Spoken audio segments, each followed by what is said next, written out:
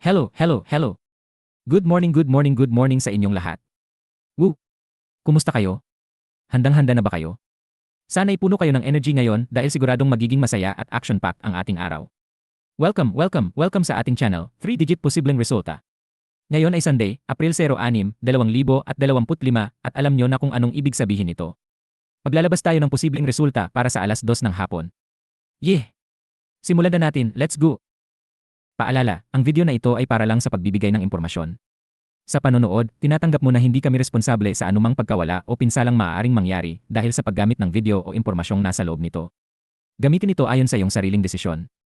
Ang 3-digit posibleng resulta ay isang independenteng channel na ginawa at pinapatakbo ng mga Pilipino. Layunin naming magbigay ng gabay sa 3-digit lottery. Wala kaming anumang kaugnayan o otorisasyon mula sa PCSO o anumang ahensya ng gobyerno. Saturday, April 05, 2025, 3 Lotus Swertres alas 9 ng gabi update. Tignan ang resulta ng Swertres para sa alas 9 ng gabi. Narito ang mga numero na lumabas. 3, 7, 8. Tiyakang abangan ang mga susunod na hakbang. Mag-congratulate tayo sa mga nanalo at subukang muli sa susunod na pagkakataon.